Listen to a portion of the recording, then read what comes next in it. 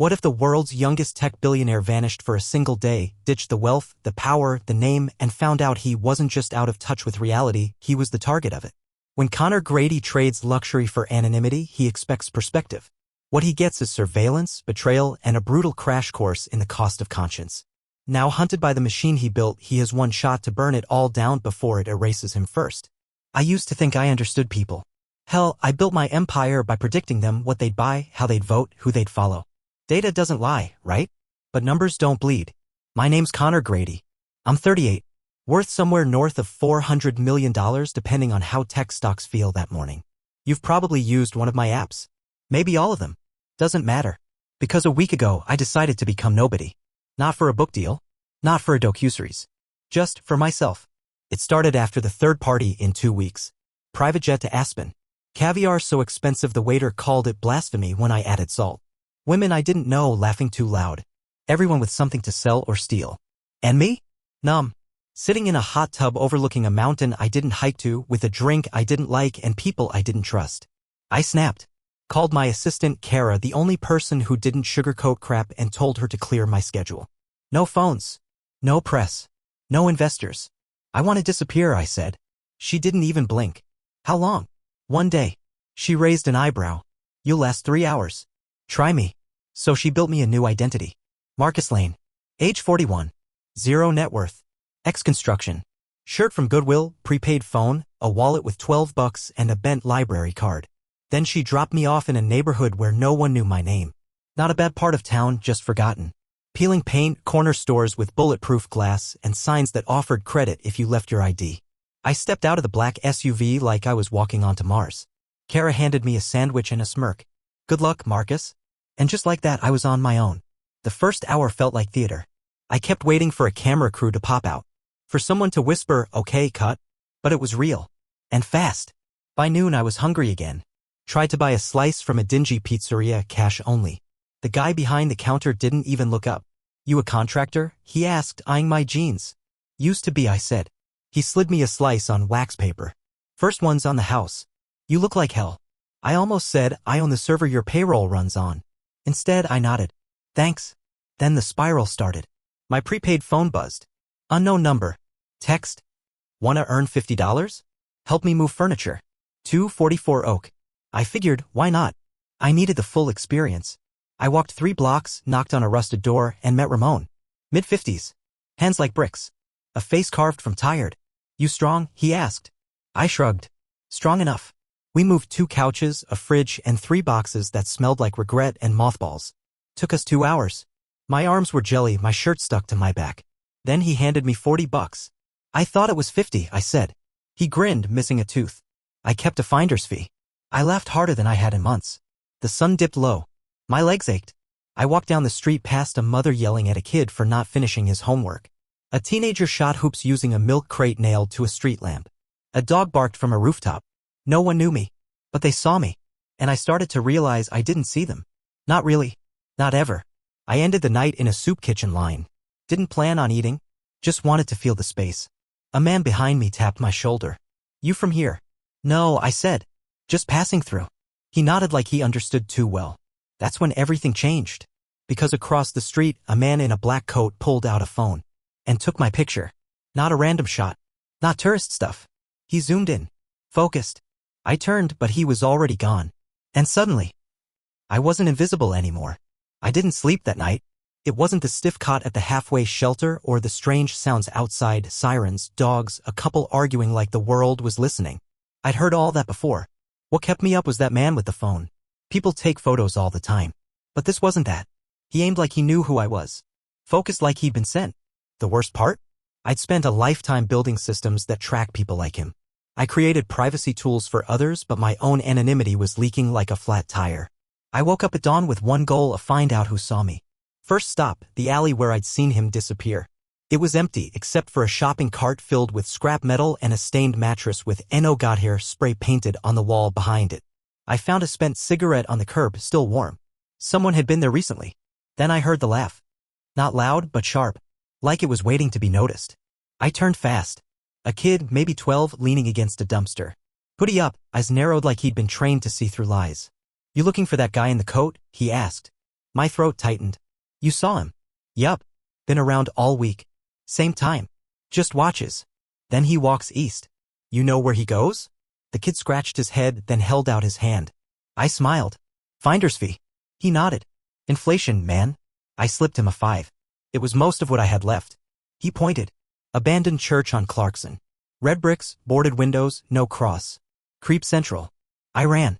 My boots slapped pavement like gunshots. I reached the church in 15 minutes, lungs burning. It looked just like the kid described, forgotten by heaven but not by whoever had been squatting inside. The boards on one window were loose. I climbed in. The air was thick with mildew and ash. Broken pews, graffiti-covered walls, shattered stained glass that still managed to color the light like some kind of dying magic. But what chilled me was the table in the center. On it, a stack of photos. Of me. That day. The sandwich. The furniture move. Even one of me dozing off under a tree in the park. I froze. They'd been watching the entire time. There was a folder too. Manila. Labeled Asset, Grady, C. Inside, my real name, company records, old interviews, even a transcript of a board meeting I thought was private. Someone had dug deep. And written across the top in red marker. Flight risk. Active monitor. I staggered back like it had punched me. That's when the floor creaked behind me. I turned fast, fists up, heart thundering. She stepped out of the shadows, mid-30s, dark hair, black coat, gloves. Calm as stone. You're not supposed to be here, she said. I didn't drop my guard. Neither are you. She tilted her head. You made it too easy, Connor. Walk into a neighborhood like this thinking you're invisible? Please. You know my name, I said. Who are you? She reached into her coat. I tensed. But she only pulled out a badge. Silver. Etched with a phoenix wrapped around a key. Division 7, she said. Unofficial branch. We watch people who think they're done being powerful. I stared. Why? Because they never are. She took a step forward. You tried to disappear. We've seen that before. It usually means one of two things, guilt or rebellion. Either you're running from something you did or about to do something worse. That's insane. She nodded. It is. But that's the job. I shook my head, trying to find footing. I just wanted to know what it was like. To be normal. She smiled without warmth. You should have stayed on your pedestal, Mr. Grady. Because down here, people remember faces. They remember who stepped on them. I narrowed my eyes. So what happens now? You blackmail me? No. We just watch. Until we have a reason not to. She turned and disappeared into the back hallway. I stood there for a long time, surrounded by photos of myself living a life I thought no one noticed. But someone always watches. Even when you're nothing. Especially then. I left the church with that folder under my coat, head down, hands shaking. Wind bit through my thrift store jacket, but I barely felt it. My mind was blazing. Division 7? Watch lists? This wasn't about me playing dress-up. Someone thought I was dangerous. Or worse, relevant. I walked 6 blocks, ducked into an alley behind an old barber shop and sat on a milk crate surrounded by rusted trash cans and the distant sound of a train I couldn't afford to ride. Flipped open the folder again. Most of it was standard data, my old IPO filings, shell accounts, board meeting transcripts. But some of it, Jesus. There were photos of Kara. My assistant. My friend. She was in her apartment. Leaving a dry cleaner. Picking up my coffee. And then, a still image that nearly made me drop the damn thing. Kara handing a flash drive to someone in a black sedan. The same sedan from the church. No. No way. I fumbled for the prepaid phone she gave me, cheap thing with a cracked screen and a prepaid number I barely remembered. I texted her. We need to talk. Urgent. Nothing. I tried calling. Straight to voicemail. I stood up fast like the wind had suddenly punched me in the gut. Had I been set up? From the start? It all snapped into place too clean. The identity package. The time drop-off. The way she told me you'll last 3 hours. Had she known all along I'd be watched? I had to see her. Now. The only problem? Kara didn't live anywhere near where she dropped me off. It took 2 hours and a hitched ride from a junkyard worker named Dee who played country music so loud my teeth buzzed, but I got close. Her condo was in the upper district, glass, guards, the kind of building where the mailroom smells like citrus and money. I snuck in behind a couple arguing about yoga. Slipped into the elevator. 12th floor. Her hallway smelled like fresh paint and lies. I knocked once. Then again. No answer. I was about to try the knob when the door opened 2 inches. And there she was. Kara. Eyes wide, lips pale, hair pulled back like she'd just been running or hiding. She didn't speak. Neither did I. Not at first. Finally she whispered, "You shouldn't be here." "I saw the photos," I said. Her face fell. Just a flicker. Then she opened the door and yanked me inside. Did you bring it? She asked. What? The folder. The photos. The surveillance. I held it out like it was poisoned. What the hell's going on? She locked the door behind us, turned off the lights, pulled the curtains shut. Then she sat down hard on the armrest of her couch, elbows on her knees. They're not supposed to be following you, she said. You gave them the package, I accused. She shook her head fast. I gave you a new name. A clean one. I didn't tag you. Someone else did. You handed off a flash drive. To my contact in cyber suppression, she snapped. The drive had a loopback IP ping in it. I was trying to flush out watchers, not feed them. I stared at her, unsure what to believe. So Division 7A is real and dangerous. But I didn't give them you. I sat down, breath ragged. Then who did? She hesitated. That pause said more than anything. Kara. Connor, she whispered. There's a leak inside your company. My mouth went dry. She stood, pacing now. Someone from your own board flagged your departure. You go offline for 24 hours and all hell breaks loose. Stock drops. Shareholders panic. So someone made a call to a backdoor handler at D7. I felt the floor shift under me. My company. My own people. They sold me out. Why? I asked, voice like gravel. Because they think you're unstable, she said. They think you're planning something. I laughed bitterly. They're not wrong. She turned to face me, dead serious. Then tell me, Connor, what exactly were you planning? And that's when I told her the truth. The part no one else knew. Not even her. I wasn't just slumming for fun. I'd been planning to dissolve Grady Innovations. Shut it all down. Turn the code open source. Liquidate assets. Donate every last cent. Start something real. A network owned by no one. No ads. No tracking. No stockholders. Just utility. For people. Not profit. She stared at me like I'd grown horns. Do you have any idea what kind of war that would start, she said. Yeah, I muttered. Starting to. She crossed the room, grabbed my arm. Then we need to move. Because if they think you're serious, they'll come for me. She nodded. And they won't bring cameras this time. We didn't use the front door. Kara had a back exit, maintenance stairwell, badge override, no cameras. She moved like someone who'd rehearsed this before. Probably had. I followed in silence, adrenaline surging in waves, one beat off rhythm from my pulse. When we hit the alley, she checked the sky like even satellites were listening. Where's your bag? She asked. I've got $23 and a church folder. She winced. Then we're already behind. We made it 3 blocks before I heard it, the low whir of an electric engine. Too quiet for a city car. Too deliberate. Kara yanked me sideways into a narrow corridor between buildings, all graffiti and busted vents. A Mack gray van rolled past. Windows black. No plates. They're already sweeping, she whispered. They moved faster than I thought. Why now? I asked. What's the rush? She didn't answer right away. Just pulled out her phone, opened a secure shell, and tapped furiously. The glow of the screen lit her face in pulses, calm, focused, wired into some world I'd never fully understood. Then her hands froze. Shit. What? They breached the Edge servers. My credentials. Yours. They've locked you out of everything, email, banking, even your encrypted vault. It's full lockdown. They're erasing me, I said. No, she said. They're bottling you. Preserving just enough identity to use you as a puppet. I blinked. Puppet? You die, the company lives. With someone else pulling your strings. And just like that, the fire lit in my chest wasn't fear anymore. It was rage. They're not killing me, I said. They're cloning me. She nodded grimly. And if we don't get ahead of it, your last public act will be signing over everything. We ducked into a 24-hour laundromat. Stale heat. Flickering lights. A man asleep across 3 plastic chairs. She set up on a folding table, laptop humming like it knew the stakes.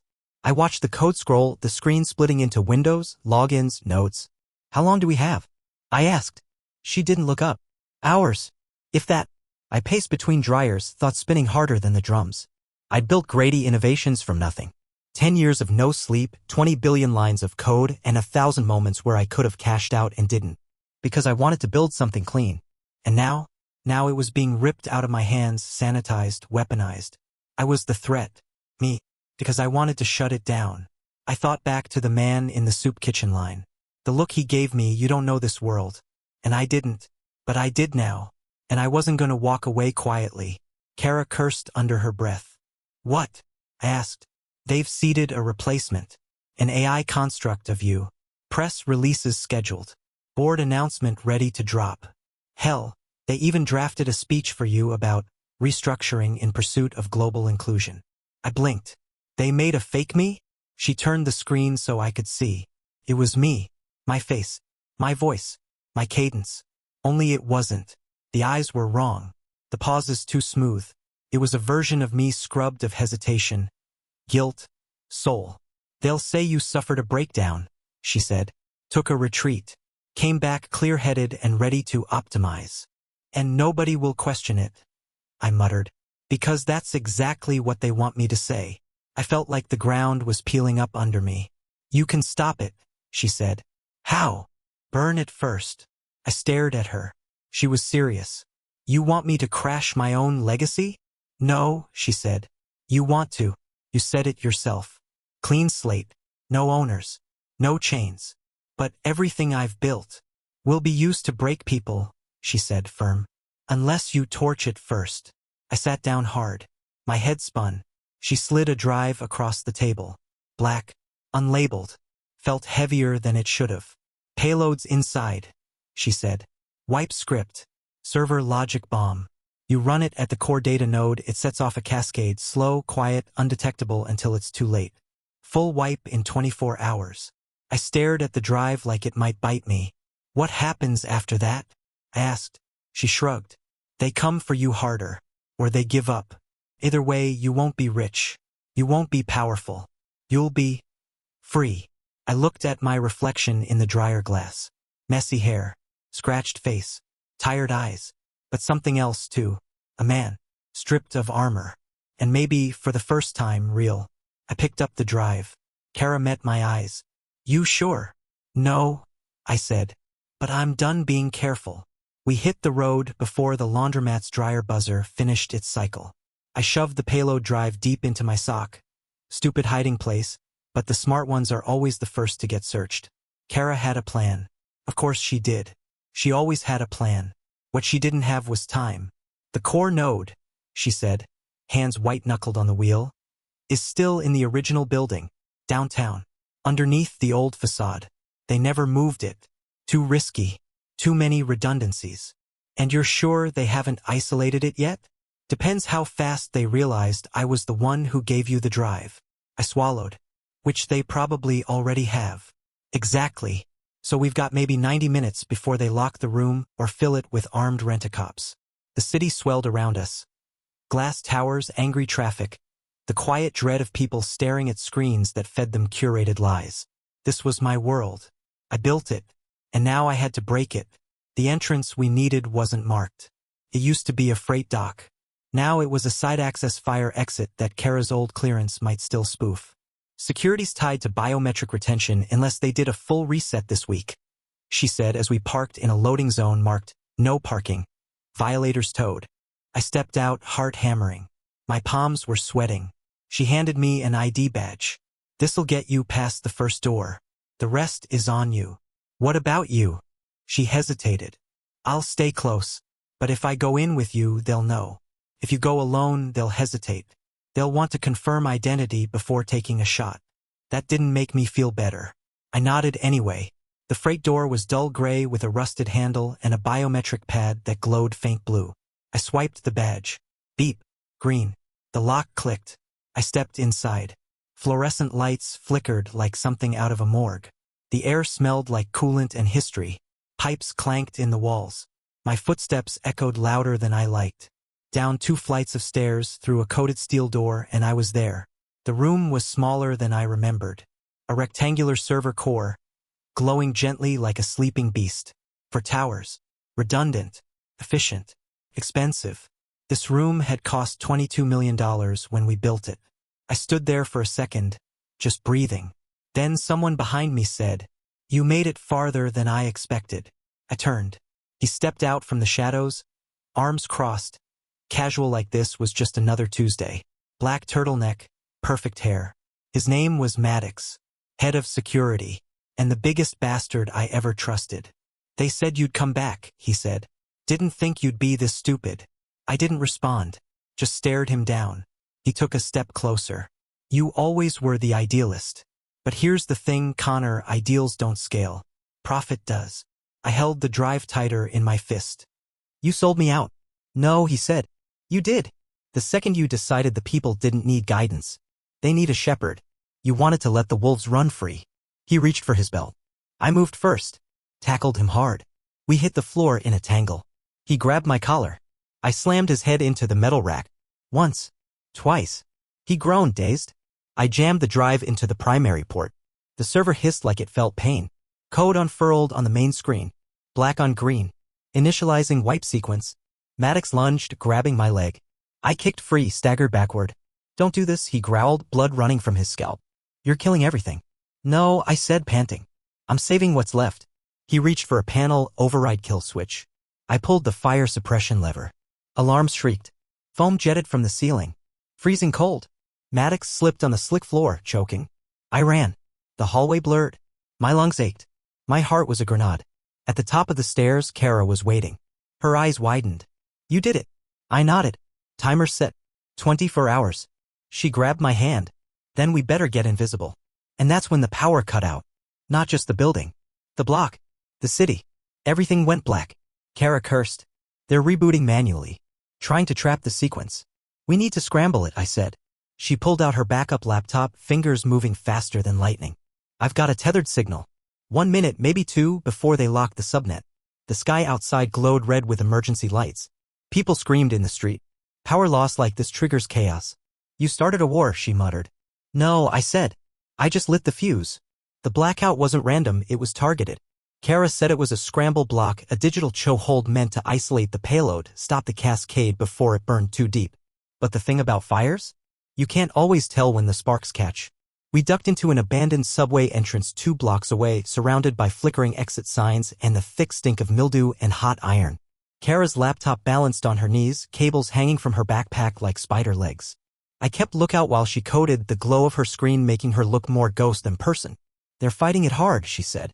Redirecting load balancers, spoofing DNS, hell, they even tried rerouting core power to segment the data. Can they stop it? She didn't answer. Which meant maybe. And maybe wasn't good enough. What do we do if they pin it down? I asked. She stopped typing. Then she reached into her bag, pulled out a second drive. Smaller. Sleeker. Red casing. Labeled in her handwriting, Ashfall. What is that? Insurance, she said. Worst case scenario wipe. Hits not just your network, but every data spider tied to Grady innovations, media control, behavior prediction, the ad spine. All of it. I stared. That could collapse half the tech market. Exactly, she said. Which is why I haven't run it. She placed it gently beside her laptop like it might explode. You want to kill the machine? This is the bullet. My stomach twisted. I wasn't sure if it was fear or clarity. I built all this, I whispered. I thought I was building connection. Freedom. Kara looked at me like she already knew the answer. You built a cage, she said softly, and gave the keys to people who sell locks. The subway lights flickered again, briefly, violently. Then a voice echoed down the corridor. Step away from the laptop, Mr. Grady. We froze. Flashlights sliced through the dark. 3 men in suits. Tactical. Visors. Moving in a formation too smooth to be rent-a-cops. Kara shut the laptop with a snap. I stepped in front of her. The lead guy, a gray suit, shaved head, stopped 5 feet away.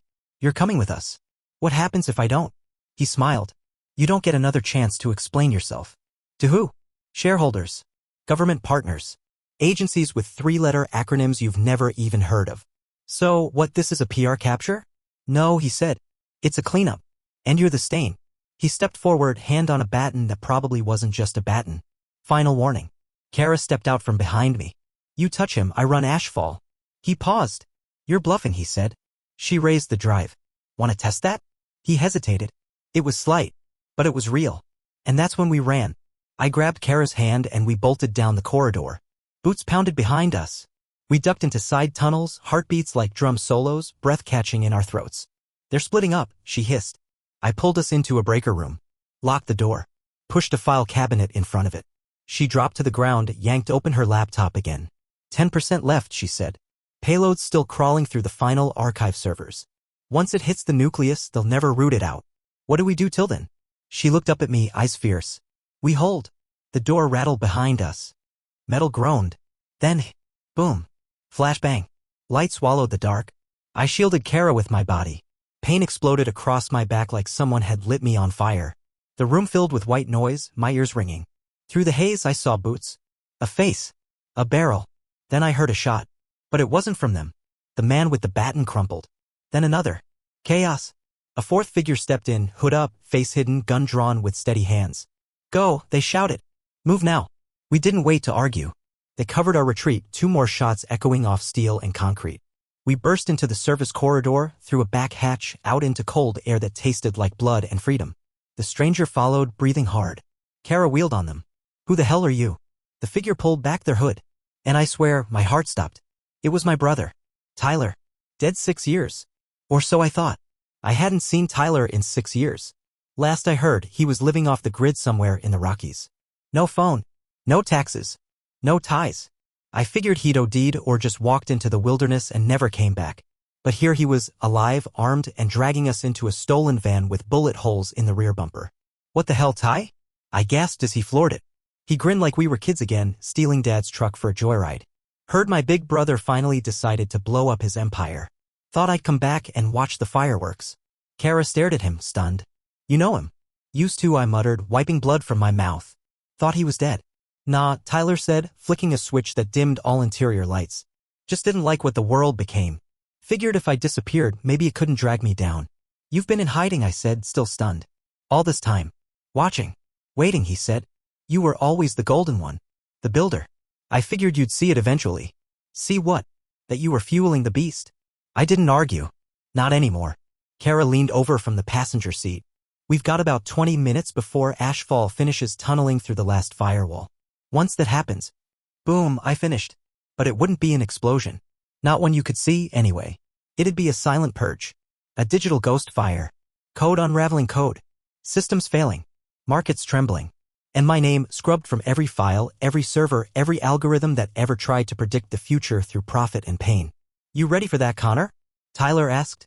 To disappear for real? I looked at my hands. No watch. No phone. No wealth. Just skin. Calloused. Real. I think it's the first time I've ever been ready for anything, I said. We stopped just outside the city in an old concrete tunnel that used to be part of an unfinished transit system. Cold. Damp. Forgotten. Kara connected her laptop to a crude antenna rig Tyler had somehow built from scavenged gear and satellite scrap. The final packet is transmitting now, she said, watching the progress bar inch across the screen. They can't stop it. It's already touched 7 mirrors. In 20 minutes, the original data will be mathematically unrecoverable. No backups? I asked. Kara grinned. Not anymore. We sat in silence. Then Tyler handed me something, an old Polaroid. The 3 of us years ago. Me, him, and our mom on a beach somewhere. I'd forgotten the picture even existed. She'd be proud, he said. I hope so, I whispered. The last minute dragged like a slow heartbeat. I thought of everyone who would lose something. Shareholders. Executives. Shadow committees with invisible power. But I also thought of the people who'd gain something. Real privacy. Real freedom. A real chance to unplug. Kara whispered, here it comes. The screen flashed once. Then again. Then everything went black. No fanfare. No glitchy fireworks. Just silence. And when the screen came back on, a single line glowed against the void. Grady _mainframe purged. The air felt different. Like a weight had been lifted from the world. Kara leaned back, eyes glassy. It's done. Tyler laughed, wild, free. Holy hell, it's done. And me? I just stood there. No title. No billion-dollar valuation. No legacy. Just breath. Just being. 3 weeks later, I was living in a town no one talks about. Fixing roofs. Painting houses. Working with my hands for the first time in years. My name wasn't Connor Grady anymore. Not to them. Just CJ. Quiet guy with a decent arm for hammering nails and a weird knowledge of database encryption. Kara? She took off. Said she needed to find her own new beginning. She left me a note, 5 words. We did the right thing. Tyler stuck around. Lives in a cabin 10 miles up the mountain. Brings beer down every Friday and never asks for anything but silence and a fire. Sometimes I still dream about the old world. Waking up in mansions. Screens flashing stock alerts. Endless strings of meetings and headlines and relevance. But when I wake up now, I smell cedar. Coffee on the stove. Wine through the trees. And I don't miss it. Not even a little. Because when I lost everything the world said made me important, I found the only thing that ever did.